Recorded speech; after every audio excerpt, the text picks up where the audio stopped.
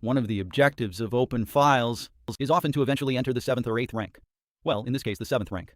A strategic theme quite well known that is usually one of the aspirations when we enter with the heavy pieces. And in this case, we are going to see some masterful examples where the control of this 7th rank or the plan to penetrate the 7th rank will give us, in this case, an advantage or a victory. Also, many times when we have or want to, we are on the 7th rank. We also have some key squares to penetrate, so knowing how to achieve reaching them or trying to exchange the enemy pieces that defend these squares. This will also be another very important topic. We start with the game. Classic against Alekhine and Yates. A Queen's Gambit, CX-D5, RC1, QC6, QC2. Well, this is quite typical, right? In this case, white delays the development of the bishop to try to do it in one go. If black captures on c4, the bishop comes out. So what is white waiting for? For example, if we play here, after c6, for example, b2, trying to take advantage of black gaining a tempo, for example, by capturing on c4, right? So white, let's say for now, is waiting a bit and seeing if black continues to wait. In this case, black also. r8, bf3, once the bishop comes out, black exchanges an n5. Well, looking for simplification, normally, in this type of position with black, we will have to look for one of these two breaks to be able to inflict damage on this bishop. n5, n4, in this case, we avoid, of course, exchanges, and moreover, what we also do is keep a certain eye on the king's flank, which if we notice, it is not that there is a pawn on e5 pushing the defending pieces, but the knight has gone voluntarily, and we should have some threat. Also the move n6. It can be, at some point, determined a plan from white, and here black plays f5. Of course, it's a move, or it's quite weak. We reiterate, be very careful when moving the pawns of the castled king. In this case, not only will it delay development, it will also leave a pawn weak. The e6 pawn and the bishop on c8 will also end up suffering, okay? And the square on e5 will unnecessarily become weak. All right, here he changes, bishop takes, queen takes, and now, as improved, where should we go? Notice knight to e2, right? A great idea from Alekhine. He will aim for the e5 square via c4 with both knights, because we don't want black to exchange on e5 and have to recapture with a pawn. Much better to have a knight that is quite centralized. In this case, black plays b5. He is also playing risky. Notice, we have a bishop. Let's see it better. We have a light-squared bishop, and we are placing, not this one, but almost all the black pawns, right? What we are doing is making this bishop worse, right? This is important. And furthermore, the c6 pawn would clearly become much weaker, right? Well, the theme in this position is also that Alekhine masterfully decides to exchange his theoretically good bishop for the enemy knight and eliminate the weakness on c6. But he does it with another important objective, right? After bishop takes c6, it's mandatory to recapture with a pawn, right? Let's take a look. We will see the strategic idea, right? In this case, the control of the column, combined with the weaknesses of the squares, right? The knight will also be able to come, in this case, via b3, both from a5 and c5. And since this bishop will remain quite blocked by its own pawns, it makes this exchange really brilliant, right? A good strategic concept. We must take advantage that, ideally, it would be great for black if he could have some counterplay, but, of course, we are being threatened both on c6 and, I would say, even on f5, but, well, let's say that on f5 black might have some counterplay, perhaps, with knight to e5, but simply nothing, because of c6. And if this falls, all these pawns are quite weak, right? So, c takes d, we castle. Black plays f5, and now, notice, knight to d3. We had seen in another strategic theme, right, when to exchange a piece to end up with a superior knight to a bishop, right? Although here, we will focus more on the 7th rank. The strategic concept of the middle game will be the same, and I want to place a knight on e5, but I will exchange first your defending knight. Knight to c5? I don't mind exchanging queens and rooks. Well, we are attacking the pawn. It's somewhat unique. b4 and rfc1. We see that white has absolute control of the position. They dominate the open file. The knight is better than the bishop. So we have several factors here, right? And let's see these factors. If we've covered them, let's see how this connects when entering the 7th rank. On the 6th rank, NE5, RB8. Well, what will happen in the direct endgame? If black wanted to exchange rooks, for example, RB1, we can simply play NC6, with a clear threat, right? E7, double attack, and NXB4. So we would already win a pawn. Black, unable to exchange rooks, will lose control of the C7 square because it cannot be defended, that black square. So with RB8, F3. First, we remove the E4 square. Now a possible bishop move. We make a retreat for the king. It's a calm move. Always improve the position without haste. B3, of course.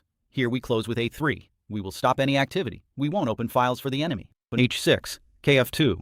Well, here we should mention, let's say, that now there wouldn't be that idea, right? Of NC6 giving a double attack, and NE7. But after RC8, it would still continue RxE5, RxE5, BxE5, and again NE3, with the idea of NF5. And it's clear that one of the two pawns will fall, since they can't defend both at the same time, right? So H6, KF2, KH7, H4, RF8, we activate the king, bring the rook to the 7th, and RC6. Well, the rook comes back KF4. As you can see, total control, right, of the diagonal, and we are starting to exert pressure on the 7th rank. Little by little, all the black pawns, or almost all, are on white squares. The bishop shoots into the air, because most of the white pawns are on black squares, and the advantage is very clear. H5, well, this move is possible even if we put a pawn on white. We are also getting the knight to G6, and also fixing the weakness, right, of the G7 pawn. G3, BF6, and now, well, we have a very important moment, right? We have a rook on the 7th and our main advantage, and the next goal is to double the rooks on the 7th. For that, we use the move RF7, which is a bit of the key. For now, we release the control. The threat, of course, is RC7. It's very important, and black retreats. Let's see what would happen because we couldn't play, for example, KH0, RF7, RG8, RE7, RB8, and RG7, winning a pawn, right? If RxE5, we play RxE5. If RxE5, G7, RX8, okay? Well, if we fight for the file directly with RC8, we would have RxE6, RC2, looking for some activity, and RG6, with a mating attack, RxC7, and NG6. So that doesn't work for us either. Then, black played King H7, rook to the 7th, rook descending. And now, notice, another very important idea, knight D7. If we pay attention, these pieces are quite passive. The rook is very inactive, and they aren't doing anything. We have both rooks on the 7th, right? Both the white rook and the black rook. And the knight also threatens a deadly knight F6. Well, this move also worked, rook C7, with the same idea, right? To capture the pawn, and if rook to E8, rook takes G7, rook takes G7, and rook takes E8, winning. King H8 and knight F6. A nice idea that Alequin finds here in counterplay, since the knight cannot be placed due to checkmate. And after rook G, F8, the brilliant move followed. Rook takes G7. Well, it must be said that here we are attacking the rook and there isn't much defense left. And after rook takes F6, notice the brilliant move. King E5, as the king adds the finishing touch. A very active king. The black pieces are not participating. And the black pieces, well, they resign because the rook has no squares. And if I go to rook F8 or this rook, I get checkmated with both rooks on the 7th rank, right? So we deliver checkmate. A very brilliant idea. So a good instructive example. First, controlling piece exchanges, which is bishop takes D5. Controlling the C file. We keep exchanging queens. We give up a knight. Well, when the bad bishop is not on the board, then top control of the open file, and then penetration on the 7th with the help of the king and the knight. Right, this is a bit of the method. This would be the first model we are going to see. Let's see, we will look at two more complementary games with this idea. One between Pampliette and Sanowski-Borowski in the Tendons, a classic game from 1907. Well, it starts with an irregular opening system of queen's pawn, and more or less, this is known as the stonewall attack, right? It's not a stone wall as such, but the idea is quite similar with white, right? The stonewall attack. Knight f6, knight d2. This move is a bit premature. It's better to play queen c7. Sorry, not queen c7. I meant to say, instead of knight d2, it's better to play knight f3 first, or even bring out the queen. Well, black plays queen c7 and knight f3. Okay. The problem with this position, when black has made this idea, is that there is a small tactical motive, right, or strategic. Notice, here it is interesting to bring the knight out to h3, because the problem is that after knight gf3, black has the move c takes d4. And this idea is making it so we cannot take with pawn e takes queen takes f4. Okay, we lost a pawn. Although we try to sacrifice it, knight e5, bishop to 6, and queen e2. It is true that there may be some activity in exchange for the material here, but well, it's an extra pawn, and I think there's a black advantage, right? Although it was the lesser evil. Okay, after c takes d, the idea, now let's make it clear, is that the move nb4 is very annoying. We're attacking the bishop. We're also threatening a check on c2. In fact, for example, if bb5, check, we trade, and black is doing very well. Now, it threatens rook c8 and enters from here. Notice that this bishop can be considered, a bad bishop, and black would be quite okay, right? After bb1, it continues with bd7, with the same idea, right? And now a3, and the key to all this is the next move. We have to be very direct, very effective, and in this case, Noska-Vorovsky is with rc8, the move that arrives just in time. We're threatening with the bishop. If the knight, of course, were to retreat, white wouldn't have any problems, right? But in this case, the specific calculation and concrete play are very important. And besides, we're threatening nc2, right? If not for this whole maneuver, it would have been for nothing. Well, here, after b4, qc1, it's a clear black advantage. Then white played castling, where it defends. And now we play bb5. A good intermediate move, hitting the rook and trying to fight for the white squares, right? Here it continues with r1. If we take on b4, bx, nxb, and qc1, then we win with a quality advantage. This is the and idea. Now c2. It forces the exchange of the c2 square, losing that c of the bishop pair, and so to speak, right? We would have, well, this bishop pair as a slight advantage apart from the control of the open file, which I say is very important. The bishop on c1 is also quite passive. bf6, we're completing the development. nb1, of course, this bishop needs to get out, right? So by playing nb1, well, we want to play nc3. This allows black to play n4, placing a strong knight in the center and preventing white from developing. nd2, trying it. Once again, it exchanges. White plays nc3, but then bf3 comes.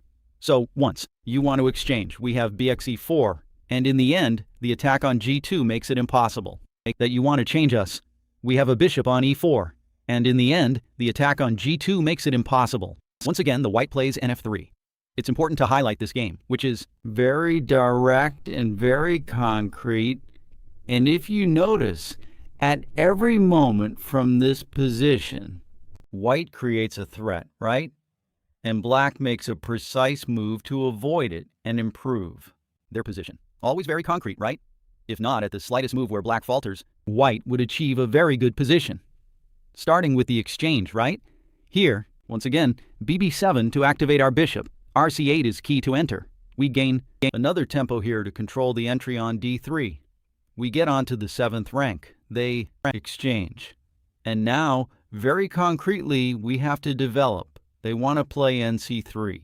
We avoid it. They keep trying, so we allow it. But in exchange for gaining activations on the 7th rank and attacking g2.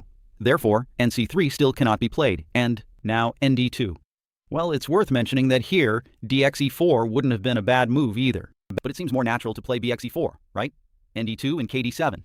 Okay, nxe4, pawn takes. Here. In this case, black doesn't mind being captured on e4. Well, this pawn also exerts some pressure for taking away some squares, right? More importantly here is the control of the open file and the rapid activation of the enemy king and, above all, having a significant lack of development, right? Both rb1 and the bishop on c1 are very passive. Well, trying to develop the bishop, it continues with rc3, also targeting weaknesses. Of course here, if bb2, then rb3, and we will win a pawn. And it continues with kf1, kc6, activating the king, which is very important. Well, here we allow the exchange of rooks, but we keep activating the king, which has ways to enter. The rook is much more active, right, than an enemy rook. kd2, ka4, and ke2. White only has to wait. How will black proceed? Well, with a quite thematic break, right, which is a 5. These pawns will be weak after k2, c2, acts b5. We can, first, calmly recapture. Well, bc3, check, it's not a problem, we're capturing it. And how are black going to play? Well, with a quite thematic break, right, which is a 5. These pawns will be weak after king to a2, c2, ab takes a5. We can, first, calmly, let's continue. Well, bc3, check, it's not a problem, we're capturing it. And the idea is also that at a certain moment we can play bishop takes a3, right? Winning, which is even stronger. Black plays king f2, pawn takes b, and king b4. Here, white really cannot unpin due to a check. It continues with king e2, king b5, king d2, bishop a3, king c2, and we move to the endgame with an extra pawn. And the game is very easily won. King takes e3, and in fact, white resigns. Now let's move on to the last game, to close this video between PK and Smyron. In Beal, in 93, King's Ninja Defense. In the beginning, the variation with knight a6, classical system. Bishop e3, knight g4, bishop g5, queen e8. White exchanges, h3, black plays h6, bishop d2. The knight retreats, the bishop finds its ideal square, and black recycles its knights, right? Knight d7, f5, a typical break. In the King's Ninja Defense, b4, also very typical for white, expanding pawns on the queen side, c5, there we are achieving the d6 square, also getting the c4 square. Black plays f4, bishop c1, and king h7. Bishop b2, knight c7, knight b1, knight e6. Well, we could say after the opening that the position slightly favors white. Black's counterplay on the king side. The typical attack in these positions is not easy to manage at the moment. White has space advantage, controlling the d6 square. Well, here it should be noted that queen e7 had also been played, a game between Manuel and Chev that ended with a white advantage. So in this game it was knight e6, knight d2, knight d4. A typical quite good square for black's knight. And here white plays knight c4. Watch out, here this idea might seem, knight. f3 trying to win a pawn, but there would be d3 which wins a piece, right? Bishop g7, pawn takes e2, intermezzo. Or yes, bishop d3, bishop d2. Well, knight e2, knight takes e2. If knight takes f3, bishop f3, queen e6, simply queen e2, rook to d1.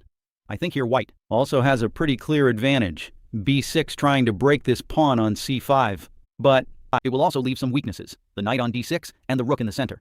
Rook to the file, pawn takes, and a very interesting move. Notice after rook f1, pawn takes b, c5, a5. We would also have a good example if black had played this move of control and exploitation, right? Of the open file control. For example, for knight takes, rook to d6, the queen moves away. Rook to d1, the knight retreats. Well, the knight cannot retreat because the pawn would fall as well. The pawn on e5 or b6 could fall. So after rook to c7, queen to d3, rook to a7, pawn takes b6, knight to b6, and rook to b8, entering the 7th rank. And now queen to e7, to the 8th rank in this case, which is usually another topic, 7th or 8th rank. And we threaten queen to g8 with checkmate, and a clear advantage for white. So black exchanged on c5, and now rook to c1, a temporary pawn sacrifice. And black enters here with pawn takes b4. But when we open lines, this always favors the side that has all their pieces in play. It's preferable, rook to b8 and try to hold on. After pawn takes b4, white plays rook takes c6. We are creating threats, pawn takes a3, and finally pawn takes a3. We would have a position where white has sacrificed a pawn, but they have dangerous threats on the rook. The pawn on e5 is weak. The pawn on a7 could be weak, and white will have more than enough compensation for it. And here rook to d8, and white played rook to dc1. An important moment when directing a plan. White changes files and chooses one of the entry points that cannot be defended, which in this case is the square co7. There, the opponent cannot defend it well. On the d-file, it wouldn't be so easy to enter because on d7, there is a piece. The bishop also controls b7. In this case, the square, c7 is much weaker, which is why white changes files. Queen to g8, rook to c7, a5, trying to play bishop to a6, and free up a bit, queen to b5, still bishop to a6 as well. And in this position comes a checkmate. Well, an excellent idea of a tactic against Smyron, which is the idea queen to d7. It's a sacrifice of the queen for a rook and a piece, but with absolute control of the position. After queen to d7, rook to d7, let's see how the entry on s7, the knight, the other knight, the pin. On the bishop, the other bishop plays, gives an excellent position for white. It's curious, we actually have a queen and pawn against a rook and piece. But the most important thing here is the absolute control of the 7th rank. Rook to b8, trying to seek exchanges. a2, rook to c7, rook to g8, knight to e8, queen takes a3, knight to f6, knight to h4. Inevitable combat. Here, black played rook to b8, rook to e7. For now, we avoid exchanges, and now bishop to e2. Again, queen to a2, rook to c7. White has the advantage. Check, check, we threaten mate. Check. Knight takes e5 and we are winning. Bishop to e2 continues. Knight takes e5, queen to a2. Rook to c7, we can already see both rooks on the 7th rank, the power it has, the pin, and also the two knights work very well, combining the two rooks with the knight excellently to create mating nets. Rook to g8, knight to e8, an idea we've seen before, not only threatening to capture here, but also the check. And in fact, after knight to e8, black resigned. If, for example, queen to a1, king to h2, king to h8, the very nice sequence continues with knight to f6. If bishop to f6, rook to h7, it leads to mate, and we are capturing knight takes g6 with mate. In fact, after queen takes e5, we would still have mate with rook takes c7. And now we have this nice tactical detail. If rook takes rook to e8 and rook to g8, rook takes g8 with mate. If f3, g3, rook to g7, rook to g8. And in fact, after knight to e8, black resigned. In this case, the activity, the 7th rank with the two rooks connected to two knights, gives white a great advantage. We see how penetration is very important. The two rooks on the 7th, connected to other pieces, can be very dangerous. In the end, it can also be devastating, but in the middle game, it can lead to very important attacks. Well, this is the first part of the topic we are studying about the 7th rank. So see you.